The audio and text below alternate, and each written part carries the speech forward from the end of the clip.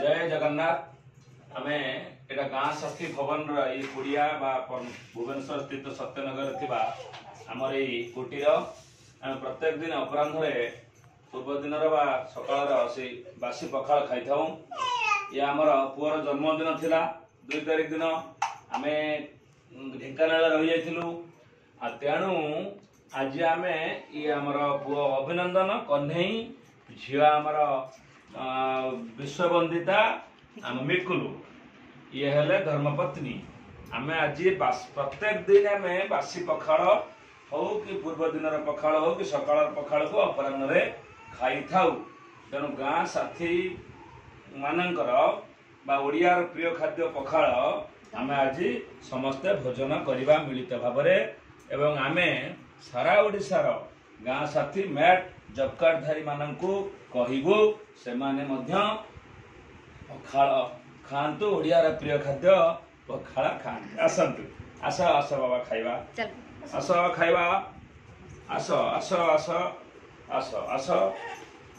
टिके कांदिबानी खाला टिके खाइबा ना हाय पड़ेगा सब सब दबा बॉडी टिके दबा बॉडी बॉडी बॉडी बॉडी पापड़ आलू भर्ता नहीं आंब टिके देसी आंब देसी बॉडी देसी पापड़ खाइबा पखाल खाद्य पखाल भोजन समस्ते आस निजे निजे खा माँ खा पुआ को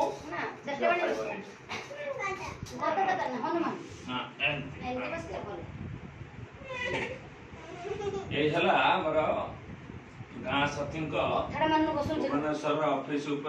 छुटिया कोटीरटे सब नियमित भाव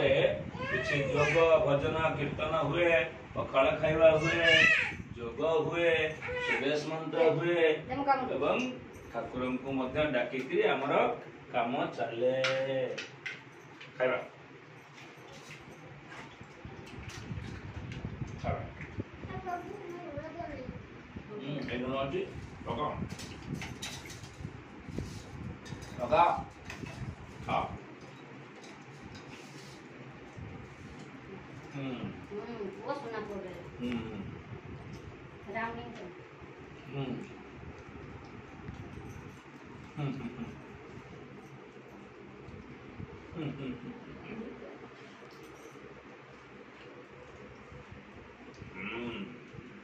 पेट पेट खाई दिया